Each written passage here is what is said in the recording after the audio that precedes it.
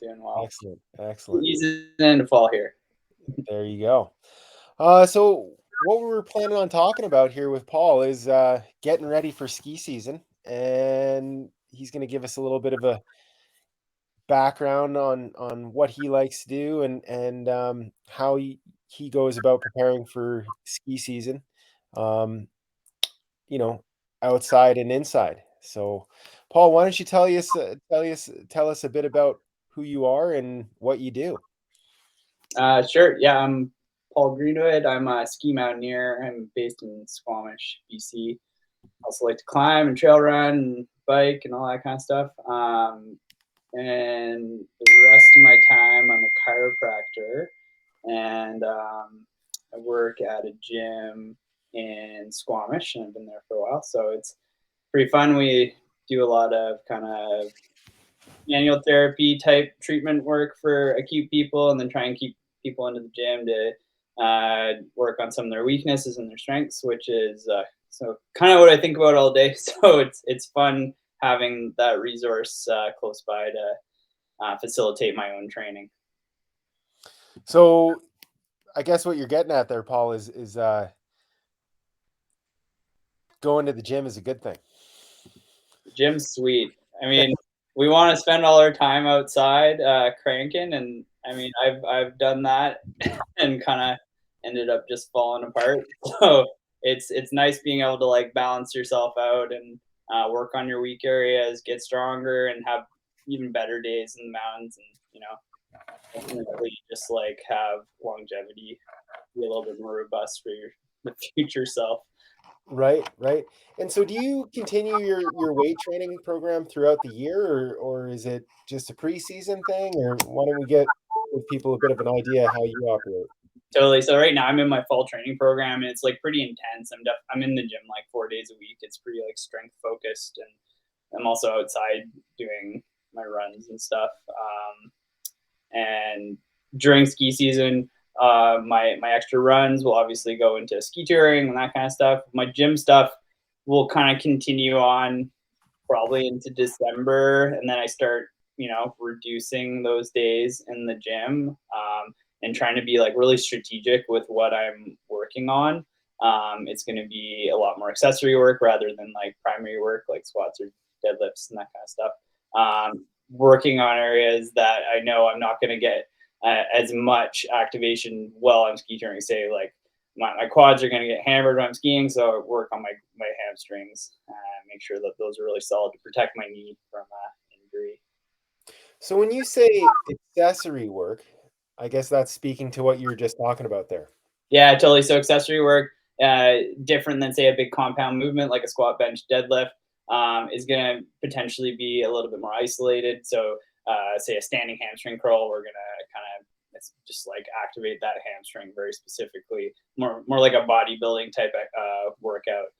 You can do more compound exercises for accessory work as well, but it's more kind of like hitting like key areas and getting volume in that to make sure that we have that endurance capacity and strength. Right, right, right. Um, so coming into the fall, like you're saying that you're in the gym for like 4 days a week, and then you're running as well. Like, what are some of the sort of like specific training things that you're doing in terms of getting ready for ski season? Sure. So I'm like in the gym. I'm focusing on a few different things: strength and power. Um, we use a system in our gym that allows us to train that at the same time. So rather than a normal periodized training program where you would like, start with your adaptation and the general strength and the specific strength and general power, specific power, we try and hit that all at once so that we're kind of just ready to go at any time. We don't necessarily need to do a big taper or like, adapt our training much, which feels uh, really nice because, like, say, even though I'm training quite hard right now, I can feel like I can go out for a big run and I'm not like not able to do that, or I can go climbing and I'm still able to do that. Obviously, I'm a little more tired right now because I am kind of upping my volume significantly, but the way we're training is feels like pretty good for just like being able to go for it whenever, which is nice. On top of that, I'm outside, like I said, going for runs, and I spend a lot of time in zone 1, 2 aerobic fitness zones, kind of like in that conversational pace, trying to log a lot of elevation. Generally, we go up the Sea to Sky gondola in Squamish, and it's like 850 meters. So we're trying to get a lot of volume, a lot of like that low heart rate aerobic capacity, which gets us ready for ski touring. Sounds kind of similar to ski touring, doesn't it? It does, yeah. So in terms of like recovery, how do you supplement it? Yeah, totally. So I try and nap 10 to 30 minutes in a day. It's hard. Like I'm working a full-time job and training, like a full-time training load. So then I got other life stuff, obviously, like everyone else. So I do try and get a nap, even if it's just like 5, 10 minutes. But that usually kind of resets me pretty good. I'm also like out walking my dog a bunch. So just like super mellow dog walks. He likes to just stroll, which is pretty sweet. If I have the time and it like works out, I try and get a massage or go see a physio or chiro. Massage is sweet to just kind of flush out the system, get the legs feeling a bit better. I'm also like, drinking lots of water and trying to eat well, all that kind of stuff, get enough sleep, all the classic stuff. Excellent. Do you do any sort of like, heat or cold therapy? I do in the river until it gets like super salmon runny. It's like disgusting right now. The pinks are like running, and Oh it's yeah. it's just absolute carnage down there right now. So yeah, not going down the river for the cold dunks. But my buddy has a sauna, so we'll hit up the sauna. More once it gets a little cooler. It's quite kind of warm here right now, but I love the sauna and then the cold plunge, and you can kind of get into a transcendental state doing that a bunch of times. Yeah, I've been big into the sauna therapy this summer. Yeah, I've been doing it pretty much nightly. Yeah. so nice. Do you have a wood one? Yeah, yeah. Yes, So I've got a little sauna in the backyard and hit that's that and then do the cold plunge as well. I feel like it makes a bit of a difference, certainly in the recovery side of things. 100%. In the winter, that's like definitely a go-to at the end of the ski day. Yeah. My buddy's is electric, so it's not quite as nice as like the wood one, but literally you just turn it on. It's like warm in like 5 minutes, and you're like in doing it. So you're like, oh, sauna right now. It's not like a thing, but it's obviously not as nice as the wood fired one. Sauna's a sauna though. It's pretty sweet. 100%. Yeah, totally. Yeah. Totally. So where do you strength train and like what's your kind of are you into rubber bands? Are you into weights? Or are you into like throwing things around or what's your style? I'm mostly powerlifting, and I do that at the gym I work at. So we're kind of basing everything around powerlifting. So we usually are kind of setting up a strength day, a max strength day. So we'll do like either squat or deadlift for our lower, and then a bench press primary for upper. And we're gonna work up to a pretty heavy like 1 rep max if we can, and then based on that, we'll take a percentage and then run into volume. So we'll do drop sets, and that's kind of like the primary workout. We're doing that every week, so we're maxing out every week. The cool thing is we're trying to, have a diverse kind of load and change the stimulus by using different kind of bars, or maybe box squatting or not box squatting. We're adding different stimulus to the bar, so hopefully the stimulus isn't the same, and you're always kind of adapting and training different weaknesses based on that stimulus. So it doesn't feel as intense as like always maxing out your back squat exactly the same every week, which you'll end up plateauing really quickly. Right, right. And so what are the dynamic effort days all about? Yeah, so we also do 2 dynamic effort days a week, and that's that power that I was talking about. So normally, like I said, in a strength program, we're going to kind of do strength and then build into power. We try and train strength and power at the same time. So we'll give it a few days after doing our strength session, then we do our power session, and that's about taking a percentage of our 1 rep max for that week. We're going to drop down.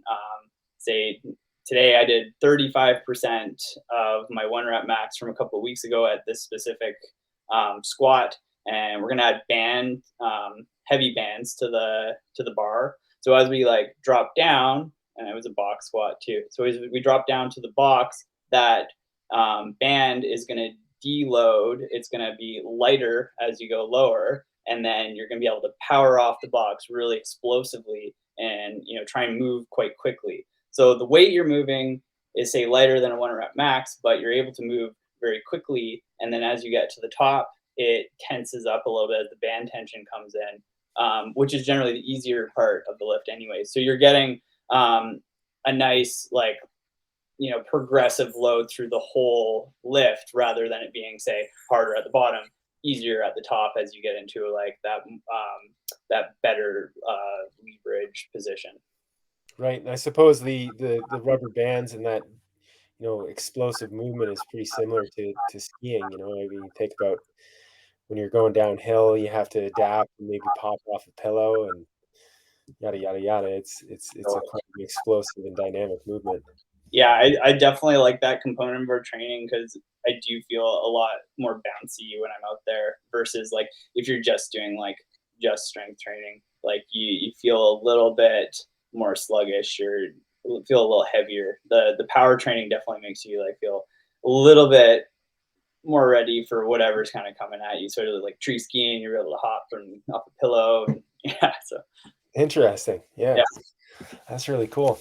Mhm. Um, we already kind of touched about like the accessory work that you do. I guess that's part of getting older is that you develop sort of imbalances, and so what do you think you do to deal with that? Yeah, like specifically for my accessory or for myself, you mean? Yeah, yeah. So for me, I get like I'm obviously skiing a lot, so my quads get a lot of work. So I'm trying to hit hamstrings, glutes, my low back. I find my hip flexors get really tight, and that often leads to a lot of low back compression when I'm ski touring a lot. So if I can kind of catch that before it gets too tight, stay on top of it with my accessory work, um, building that volume in my hamstrings and glutes really like goes a long way for taking that tension out of my quads and my hip flexors. And then I'm just feeling a lot more balance in my knee joint and my low back. If I find when I like drop off in the ski season, like it always happens, like the volume of skiing outside just gets like significantly more than anything I can handle. So I drop off going to the gym at some point, and it's like my back starts hurting because my hip flexors are just jacked. I'm like, oh, okay, gotta go back to the gym and get into those accessory pieces that I know work. And once I start doing that, it goes away right away. I also notice like with my upper body, like later in the ski season, if I'm not training the back of my shoulders, I'm not training my neck and that kind of stuff, I start getting a lot of neck tension and soreness, especially as we get into the spring because our backpacks get quite a bit heavier. Our skis are being loaded on our backpack. We're putting a lot of metal in our bags with all the alpine climbing gear and stuff. Last year, I ended up with a really bad like shoulder neck thing because like I was always carrying my ski like on a diagonal on the same side, and I didn't really like switch it out. I was like, oh, why is my shoulder so jacked? And I was like, oh, right, my skis are always in the exact same position. So switch it to the other side or go A-frame and then train the back a little bit. And that seemed to help a lot. But it's easy to kind of forget about that and then wonder why you're falling apart. Right, right. Now, do you do your own, do you do DIY chiropractic adjustments and stuff on yourself or? I usually go to someone else. Yeah, yeah, fair enough. Um, so are you trying anything different this season in terms of like your workouts or preseason or what you're thinking about doing, in terms of the winter? Like, as you mentioned, like all of us get so busy skiing in the wintertime, something's got to give. And usually it's like the accessory work, as you mentioned. How are you going to manage that this year? yeah, so I'm trying to just like really be consistent. It's really easy to like kind of fall off that and not be as consistent with your training. But trying to maintain the volume of lifting, skiing, work, and recovery is super hard. So I'm really gonna try and figure out what kind of volume I can maintain throughout the whole ski season. So if by like February I start falling apart, I'm like, okay, I need to make sure I have X amount of volume with this accessory work through the rest of the season, so I can get through from February to April and into the end of the spring and early summer. Do you think you'd even go so far as skiing a little less to maintain that, or? Oh, that's really hard. Yeah, probably not. If it's a good ski day, I'm going skiing, right? But Yeah, yeah. try and like figure it out where it's like, maybe it's not going to be a 2-hour session in the gym like this time of year, but like if I can just get in for 30 minutes and even just like do a little bit of kind of the opposite end of, my stuff that I'm not always activating while I'm skiing, then that's like pretty high payoff, stretch, do some mobility, that kind of stuff. Yeah. So try and stay on top of that and try and prioritize it this year. But obviously if it's a good ski day, I'm going skiing. Yeah, it's a really, really hard one to kind of not do, so. Oh, totally. Yours first, right? Yeah, yeah, yeah, but it's interesting how much, like you mentioned, I get busy working and a day of guiding where you got to drive back and forth and do your guides meetings and stuff, and yeah, the last thing you feel like doing at the end of the day or 5 o'clock in the morning is maybe like stretching or some mobility work, but it really definitely pays dividends from what I can see. Oh, 100%. Even if it's just like you show up to the parking lot and you're about to go ski touring, just do some hip mobility. Like just get your hips moving a bit. Maybe that's all you need to kind of get through it, right? Right. Yeah, a little warm up. Yeah, then you won't be as stiff at the end of the day. It adds up. Yeah. Are there any programs, Squamish Barbell or Ridgeline Athletics offer for people to train like this? Yeah, totally. So we're starting a new program this year. We just had our first lifting session at Barbell, and that's with Ridgeline Athletics, which is like an endurance training company run by my buddy Eric Carter. And so we're calling the Mountain Training Group, and it's kind of trying to get skiers and climbers together to strength train a couple days a week at Barbell. It's pretty simple movements for the most part, so we're trying to make it like pretty easily accessible for people. One of those days is with a coach and the whole group, and we kind of go through all the movements. A lot of it is like what I talked about with the accessory work. A lot of it is kind of accessory work based. We are doing some big compound movements, but we're trying to make sure everyone's quite balanced and ready to go. Another day is going to be more like you go in and you have a program, you kind of go through your own pace, and there's going to be mobility and stuff on top built into that as well that I'm kind of monitoring. Then we have like a group run that we're going to do once a week. Yeah, so it's gonna be super fun. So it's gonna be fun for this group to kind of no one really knew each other in the group, so it was interesting, kind of like seeing everyone like wanting to meet each other and like getting stoked because they can find new ski partners for the season and stuff. So it's gonna be fun after our first run on Tuesday to see how everyone does. That's awesome. How many people do you have signed up for that this Uh, year? there's 14 right now, and you know we hope to do one maybe in the spring for runners, and then if there's more interest, we'll run a couple cohorts next fall. But yeah, it sold out pretty quick, so people are pretty stoked to do it. Oh, good for you. How big of a time investment is that for people? So essentially, our strength session is like an hour, hour and a half, and then probably another hour on your open gym day, and then our run. I'm not sure how long our run's going to be. It'll be like 1.5 to 2 hours kind of thing. So not like a huge investment per week, but we wanted to make sure people like sign up for 3 months. So we're Yeah, going to do this into December. that's awesome. Yeah, that's really neat. You definitely see more of those programs starting to pop up these days. Totally. I mean, people are seeing that it is quite high value, and it's going to really help out your ski season, and it's a good way to meet people. So Yeah, yeah, totally. Definitely no shortage of like keen folks in Squamish, that's for sure. Yeah, Squamish is growing. It's crazy. The community is definitely changing. There's a lot of new people in town, and people are like psyched. So it's like it's great to like have these kind of resources for people to meet other folks and get out there. Yeah, maybe you could start a satellite program here in Slocan. We could certainly use one. Yeah, it sounds good. Yeah, we're not doing any like remote programming yet, but we keep getting asked about it, so we'll have to figure out some way how to do it because that would be pretty sweet. Yeah, yeah. Um, are there any good resources to check out for training? If folks are interested in learning more about, like what a compound movement is, or what delving into accessory movements and training. Yeah, sure. I really like Jesse, the owner of Squamish Barbell. He has a podcast called the Conjugate Nation podcast, and it's all about the style of training that we're doing at Barbell. It's like it's quite interesting. You're listening, like this is ridiculous, but it's a pretty cool training program. They really like outline it and how it's important and like accessible for athletes, like mountain athletes. So it's actually quite an interesting podcast to listen to. It is with some really knowledgeable people. And then, training for the new alpinism is kind of that classic, you know, textbook on how to be a mountain athlete. And it really dives into some of the aerobic conditioning components of it, as well as strength too. So those two resources are pretty sweet. Excellent, excellent. And so you can find that. What's the website where you can find that podcast?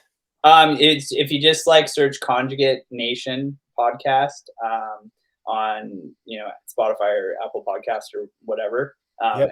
it'll pop up. Excellent. Yeah, we'll check that out then.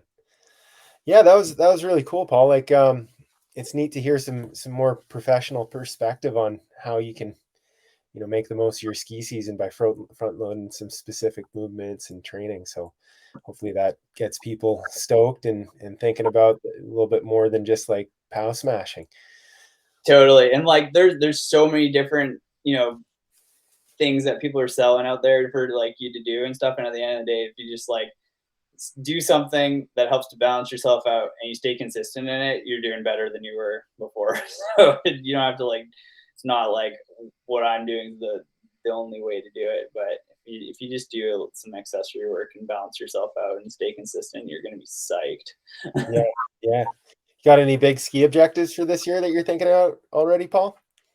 We'll see what the snow conditions do, but there's always stuff kind of around the sea to sky and in the coast range that I'm looking to do. I'll probably stay local. We went to the Waddington range last spring, and that was pretty mind opening. We like camped out on the Teeterman Glacier and teed up two pretty big lines like the Asperity Couloir and like a 02 Couloir or something. But it's like big country out there. It was pretty fun.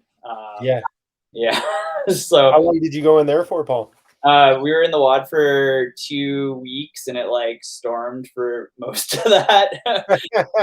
It was pretty, it was crazy, but stuff was like gluing on, so we were able to still snow or still ski pretty big objectives, which is pretty cool. But man, it snowed so much. And what time of year did you go in there? So we were there in the middle of April. Oh, wow. Yeah, That's and primo. right after that, it like kind of heated up, and ski season was over mostly. I think some people were in there a little later than us, but I don't know if they were skiing much. I think they were kind of just traversing. But yeah, and here in Squamish, it was kind of we had a couple more days and it got really warm, and then it was kind of over. But yeah, Yeah, definitely went from like winter to summer here in the Kootenays. yeah, totally. It's hard to nail it when it like goes that fast, and the springs don't seem to linger much these days. No, they really don't. Yeah, my last day of ski traversing culminated in walking out in the rain. So felt like a good sign to call it the end. Totally. Yeah, yeah, I couldn't believe how fast it all melted too. Normally we can like, get up and go up Chikai, like Mount Garibaldi in town pretty late in the season, and it's just like snow was gone. yeah. I feel like the freshet was like 2 weeks ahead of schedule here in the Kootenays. Yeah, So for sure. I would say that's probably what we had too. It was fast. It like went hard. It was hot. yeah, yeah, yeah. I was getting sunburn in the garden here, like Totally. in mid-May.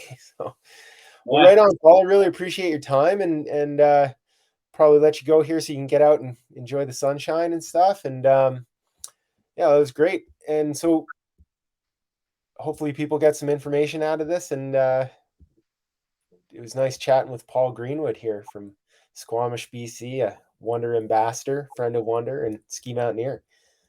I'll just shut the recording off here. Thanks, Connor.